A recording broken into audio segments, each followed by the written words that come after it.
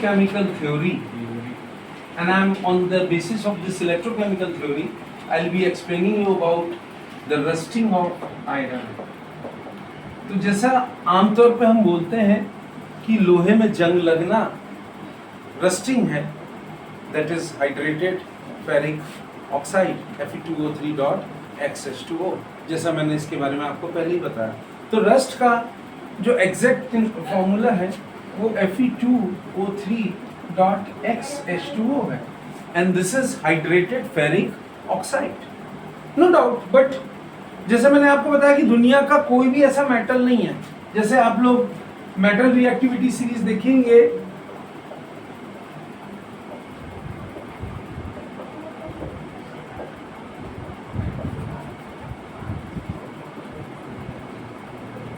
अगर आप इस मेटल रिएक्टिविटी सीरीज को देखोगे तो these are the elements which are more reactive than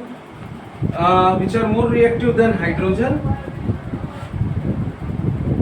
This is metal reactivity series. These are the elements which are more reactive than hydrogen, and these are the elements which are less reactive than hydrogen. And a more reactive element displaces a less reactive element. Clear? But इनमें से दो ऐसे elements हैं, gold और platinum. There are two elements, gold and platinum. Commonly gold is known as aurum, and gold and platinum, these are two elements जिनके ऊपर में जंग का असर या करोजन का असर नहीं होता है. लेकिन बाकी के सारे एलिमेंट्स में अगर आयरन को छोड़ दिया जाए तो आयरन में होता है रस्टिंग, that is Fe2O3.XH2O, और बाकी के एलिमेंट्स में जो होता है इट अकर्स करोजन. क्लियर? तो आइए इसी को जानने की कोशिश करते हैं कि theory of corrosion it can be very widely explained with the help of the rusting of iron. And when I am talking about the theory of corrosion, or what you rightly call as the rusting of iron, it is very specifically explained on the basis of electrochemical theory. तो चलिए जानते हैं electrochemical theory क्या होता है और उसके basis पे हम बात करने की कोशिश करेंगे. Suppose I have a piece of metal that is iron. What I have? I have a piece of metal that is iron. This iron is a piece of metal. और इसको मैंने किसी भी सरफेस पे किसी भी जगह पे छोड़ दिया. अब होगा क्या कि जो हवा में वाटर वेपर है, whatever the water vapor which is present in the air, ये वाटर वेपर मेटल के सरफेस के साथ में रिएक्ट करेगा. क्लियर? और एयर से, एटमॉस्फेयर से दो चीजें, कार्बन डाइऑक्साइड और ऑक्सीजन, इस मेटल के सरफेस के ऊपर में अपनी लेयर बना लेंगी. क्या बना लेंगी? They will form layer. So the metal और the surface of the metal is covered with carbon dioxide. It is covered with carbon dioxide. Clear? और यहाँ पे ऑलरेडी वाटर वेपर था ही, तो carbon dioxide H2O plus CO2 ये आपस में एक एसिड बनाएगा, that is known as H2CO3, and that is called as carbonic acid. What it is called as? Yes, H2CO3, and that is commonly called as carbonic acid. This carbonic acid, it acts as electrolyte solution of the cell. What does this carbonic acid acts as? It acts as electrolyte solution of the cell. अब carbonic acid को dissociate करते हैं, H2CO3. अगर हम इसको dissociate करेंगे तो क्या देगा? 2H positive plus CO3 2 negative, when it will be displaced. Clear है ना? तो कौन सा आयंस प्रोड्यूस हो रहा है? We have this H positive ions. What we have this H positive ions. अब आयरन H पॉजिटिव आयन के प्रेजेंस में इसमें ऑक्सीडेशन होगा, क्योंकि ये लोहे का बना है, ये मेटल का टुकड़ा, तो इसमें ऑक्सीडेशन होगा. तो ऑब्वियसली ये क्या दे देगा? Fe2 positive plus 2 electron when it will undergo oxidation. Clear? तो वो साइड्स जहां पे ये वाला रिएक्शन हुआ है, मेटल की वो साइड जहां पे इस तरह का रिएक्शन हुआ है, that side it acts as anode. That site it acts as anode. जैसा मैंने आपको पहले ही बताया। क्लियर? तो आयरन किस में कन्वर्ट हो गया? देखिए, जिनको कोई डाउट था, कोई पूछ रहा था, आयरन Fe कन्वर्ट हो गया Fe2 पॉजिटिव, मतलब फेरस।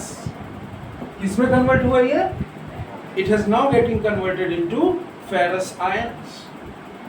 क्लियर? अब जो इलेक्ट्रॉन जो लॉस्ट हुआ है इस मेटल सरफेस से, क्लियर, वो मेटल के दूसरे साइड में चला जाएगा और वो एक तरीके से यहाँ पे ऑक्सीजन भी मैंने बताया था, ये ऑक्सीजन यहाँ से मान लो सपोज 4 इलेक्ट्रॉन निकले, तो O2 plus 4H positive along with, as you can see, 4 electron, यहाँ पे अगर आप देखेंगे 4 electron, and finally what it forms, अब ये बनेगा 2H2O। ये 2H2O वाटर जहाँ पे बन रहा है, this acts as a site of cathode. What does this act as? This acts as site of cathode. So we have 2 sides over the metal surface. One is the anode side and another one is the cathode side. As I told you. Clear? है ना? और अगर मैं ये दोनों equation को add कर दूं, suppose if I add this equation and if I add this equation, ये दोनों इक्वेशंस को मैं ऐड कर दूं, तो मेरे पास में ओवरऑल एक छोटा सा रिएक्शन आता है। And what is that small reaction? As you can see, if I add both these reactions, then 2Fe plus O2 plus 4H positive. And what it gives you? It will give you 2Fe2 positive. जैसा मैंने आपको बताया था, 2Fe2 positive, और ये साथ में दे रहा है, you will find साथ में दे रहा है 2H2O. It is going to give you 2H2O. यहाँ पे जो E0 of the cell है वो याद रखना है, that E0 of the cell is equal to how much? If you see the E0 of the cell, जैसा अगर आप देखेंगे तो that is 1.67 volt. You have to remember this. 1.67 volt. That is the E0 of the cell. As you can go through it. अब इसके बाद next reaction क्या होगा? फेरस आयन ऑक्सीजन के साथ में, डिसॉल्व्ड ऑक्सीजन के साथ में रिएक्ट करेगा, या हवा के साथ में जो ऑक्सीजन है उसके साथ में रिएक्ट करेगा, और वो बनाएगा फेरिक ऑक्साइड। क्या बना लेगा वो? Finally it will form what? Finally it will form ferric oxide. तो you can see that also, that ये रिएक्ट करके 4Fe2 पॉजिटिव प्लस ऑक्सीजन के साथ में रिएक्ट करेगा और वाटर के साथ में, that is 4H2O, and what it will give you finally? It will give you 2Fe2O3 plus 8H positive. तो यहाँ पे वो क्या बन गया? Finally it is forming ferric oxide. यही फेरिक ऑक्साइड हाइड्रेशन होगा। हाइड्रेशन मतलब एडिशन ऑफ वाटर। तो यही ferric oxide Fe2O3 plus XH2O, and finally what it will form?